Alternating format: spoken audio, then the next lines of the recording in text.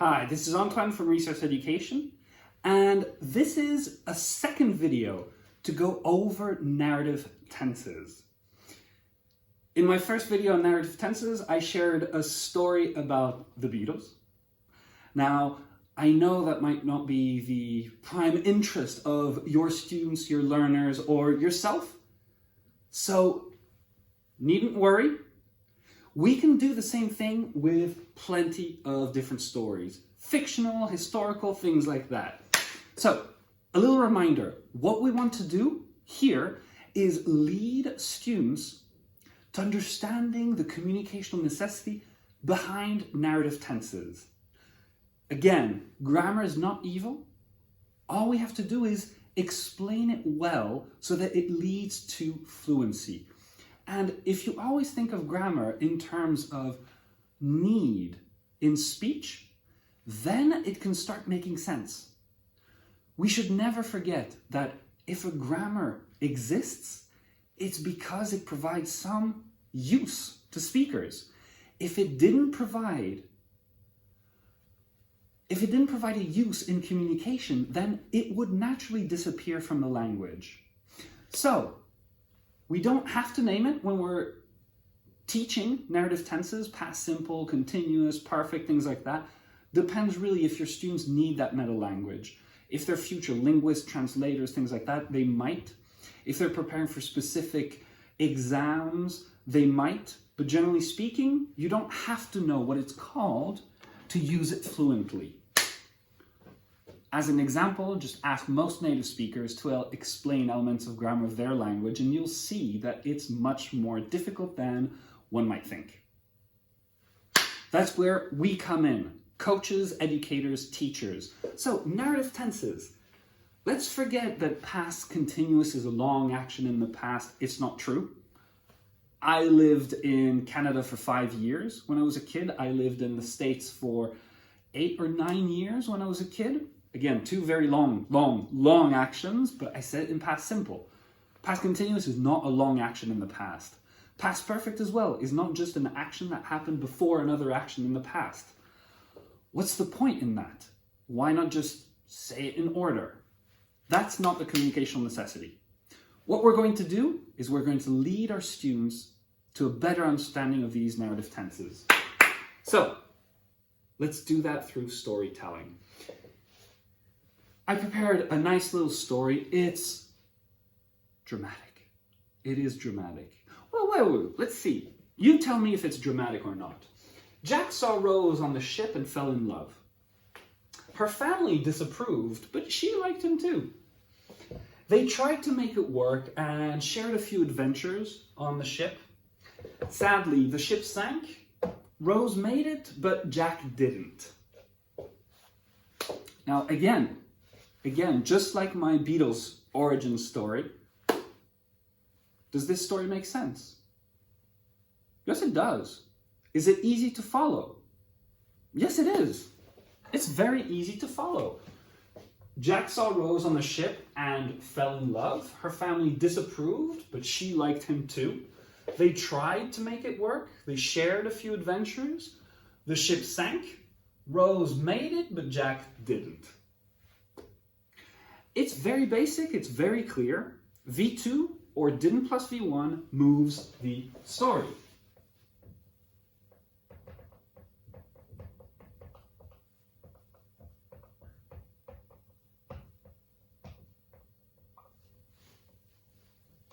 That's all we need to know at the beginning, really. And again, if learners are just learning English for basic needs like traveling and basic communication, past simple is kind of enough. You can tell any story you like in past simple. It's good enough. Now, did you feel the drama? Did you feel the drama of Jack and Rose in my story here? Did I do as good a job as James Cameron did? Inevitably, your students are going to say no. No. I mean, of course, I added sadly the ship sank. But that's not enough. When you have a story like this, just in past simple, it feels a bit robotic. It's mainly just the facts that move the story forward. And We're only human. We need to connect with the characters. So how can we connect? And here again, I invite the learners to jump in, to help me out. So help me make the story more interesting. Well, quite typically, they go, well, here, I mean, he fell in love. Maybe that could be a bit more interesting. We need to feel why. Okay, so, all right. Rose was dancing. She was wearing, I don't know, she was wearing her favorite dress.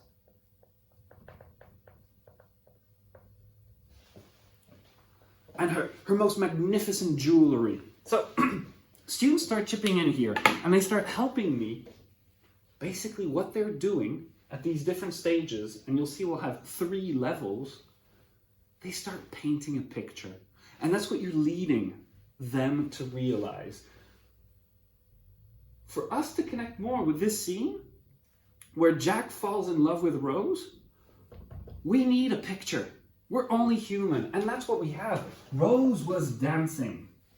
She was wearing. Oh my gosh. And they naturally themselves come to the conclusion that, hey, was, were plus Ving paints a picture. It gives context. That is really all there is to know about past continuous. In each scene, and so I don't encourage you to do every scene because there's something quite typical in textbooks, is that you have these phrases, these sentences where one verb is in past simple, the other is in past continuous. It doesn't happen that way in real stories. When we tell a story, sometimes we have a bunch of past simples because we need to move the story, and then all of a sudden there's an important scene and we start painting a picture and there are a lot of past continuouses. Don't do every scene, but you can paint a picture here. They tried to make it work and shared a few adventures on the ship. They can paint a picture here as well about what adventures they shared. I believe at one point Jack was painting Rose with minimal clothing. What other adventures? I don't remember the movie that well, actually, now that I think of it.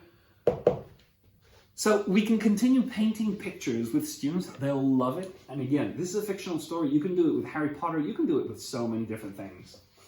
But let's move on to past perfect. At one point, say, well, hey, this is why I like doing it with Titanic. The ship sank. Whoa, whoa, whoa, whoa, whoa. Didn't you tell me this was the biggest, greatest ship ever built? That the ship was unsinkable? Yes, yes. The ship sank. You know why? Because the captain hadn't been warned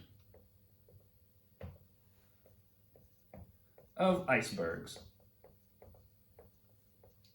Again, I'm not sure that's the accurate truth about the Titanic story. I seem to remember, actually, it might have been a bit his fault. I don't remember. We're not here for the truth behind Titanic. But, again, your students are going to help you explain the past. He hadn't been warned. He hadn't received a call, if I remember correctly. The sailors hadn't told him that they had seen icebergs, or maybe it was his fault and the captain had fallen asleep. Whatever the reason is, it points again to the communicational necessity that, you know what, had plus V3 gives background, or it explains the past. And there you have it. We finally get down to what really matters. Learners develop their fluency in narrative tenses way faster with introductions, lead-ins, and explanations like these. We have V2 plus, or V2 or didn't plus V1. It's our main story, it moves our story. We have was, were plus Ving that paints a picture, that gives context. We have had plus V3 that gives background or explains the past.